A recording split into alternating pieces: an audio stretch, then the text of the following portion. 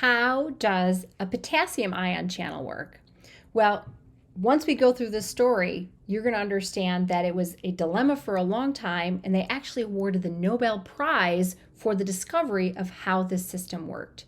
Okay, so the potassium channel is a passive mediated transport channel, which means it's going to require this protein channel in order to move a charged ion with its concentration gradient. So again, it's going to use facilitated diffusion as a mechanism for transport. Okay, so we've got a few pictures that are up top here, so we'll go through those in a minute. Again, we've got just kind of the overall structure of this protein. We can see that it's a largely alpha helical protein. Remember, any of these transport proteins are embedded within the lipid bilayer. Okay, and then here's a space filling model. We're going to go through this in a minute and talk about what all these different colors mean and what's really going on here. And then we're going to have a blow up of this region right here to really understand what's going on.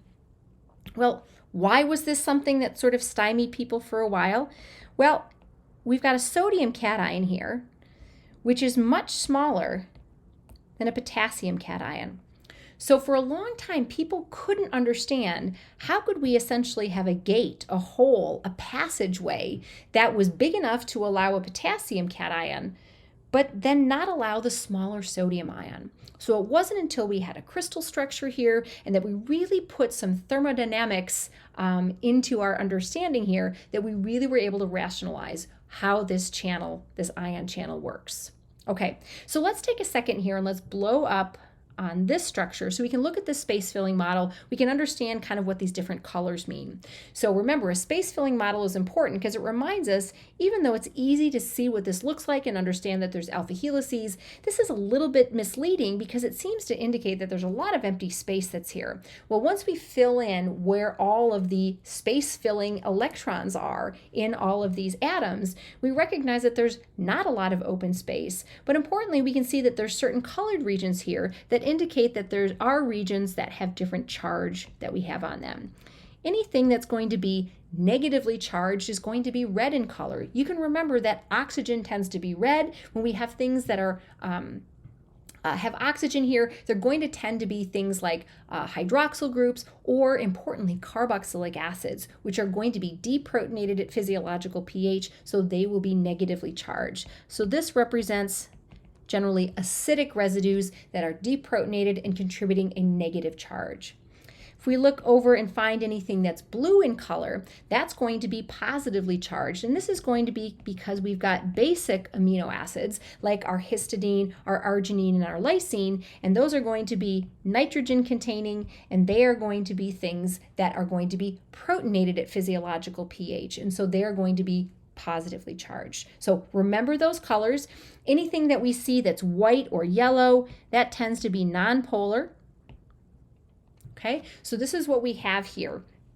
And what I want to highlight here in this structure as well is we are going to have what we call a selectivity filter that's up on the top. Okay, so this region is what we call a selectivity filter. And you'll notice that it's got a lot of red in there, which means it's got a lot of negative charge, which means it's going to be something that repels anions and attracts cations. So that makes sense that this would be something that would allow sodium and potassium to both approach.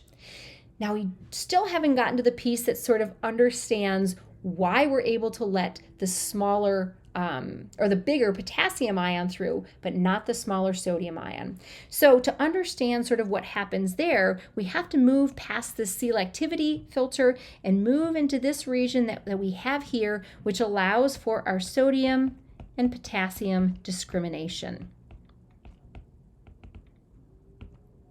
And we're going to zoom in here in just a minute, and that's what we're going to see here that's going to explain what happens. Okay.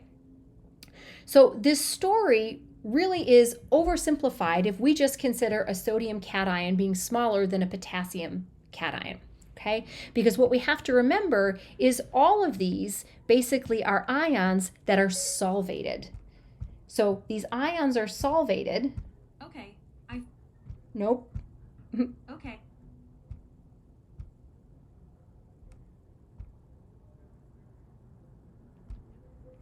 Ions are solvated, which means they are going to have water that surround them. So I'm going to draw some water molecules around here.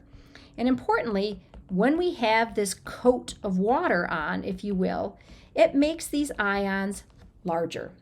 So truthfully, whether it's a solvated potassium cation or a solvated sodium cation, both of them are going to have coats, if you will, that are too large to allow them to pass through. Okay, so both of them are going to be too large. And just as an analogy, we talked about sports a lot with this. We talked about why can you not let the baseball through your gate, but you can let the basketball. And that's a great way to sort of envision this. If I've got a gate, if I've got a channel, why can I roll my basketball through, but I can't roll my baseball? So one of the things that we have to remember is both our baseball and our basketball are covered in a water blanket, making both of them too big to get through. So if we want to have either of them get through, we have to remove that water blanket, if you will.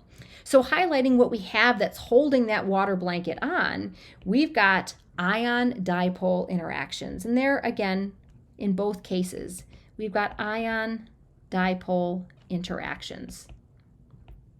Right?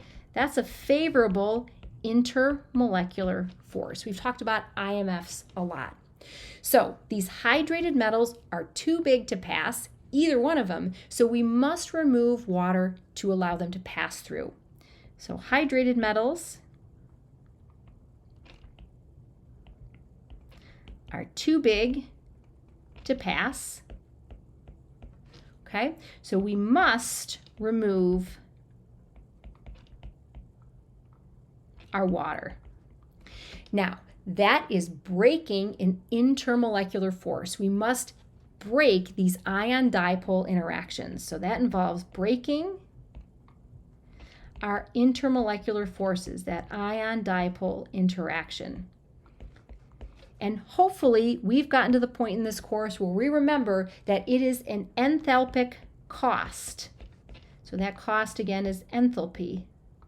I'm running out of room here, but that is an enthalpic cost to break those intermolecular forces. And that's problematic, right? Enthalpic costs are not going to happen unless we have some type of compensation, some type of energetic compensation. Now, compensation can come in the form of entropy or enthalpy. So here's how this story finishes out. Inside the channel, we have the potential for new intermolecular forces.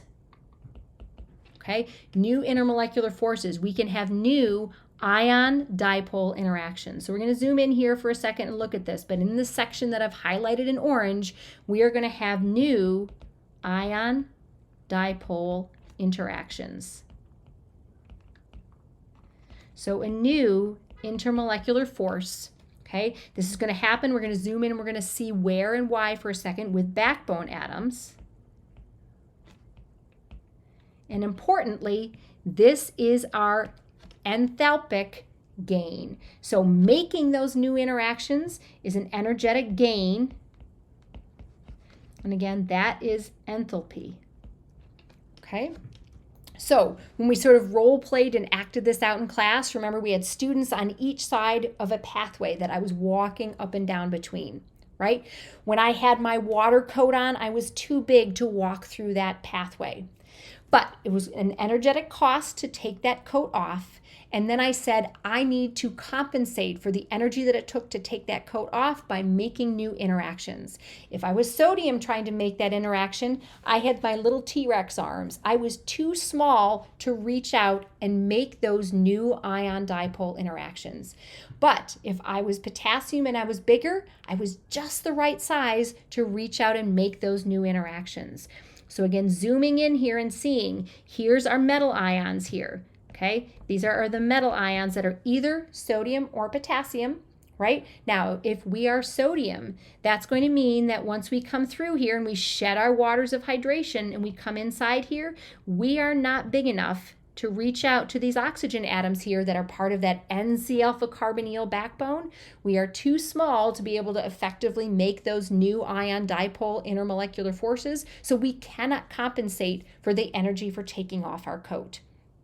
If we are potassium, however, we are fine being able to do that. Okay, so this enthalpy compensation is what allows for the selectivity and the discrimination for potassium over sodium. So one other thing to highlight here, we've seen this compensation story before. So just as a way to review and revisit where we've seen it before, we saw it before as an entropy enthalpy compensation. So think about the formation of protein structure. Think about the formation of these alpha helices that we see here, right? The formation of those alpha helices freezes out molecular motion to form those repeated allowed phi and psi angles that create that island that is an alpha helix. Oh boy, do you remember those Ramachandran plots? That is an entropic penalty. It is a cost to freeze out that molecular motion. But that's why when we form these alpha helices, we have hydrogen bonding interactions that happen to provide an enthalpic compensation. Those new hydrogen bonding intermolecular forces compensate for that entropic penalty of freezing out molecular motion. So, enthalpy compensation can be used to explain the formation of secondary structural elements. And here we have an example of an enthalpy compensation that allows for the selective discrimination and passage of the larger potassium ions over the sodium ions through our passive mediated transport channel, that is the potassium channel.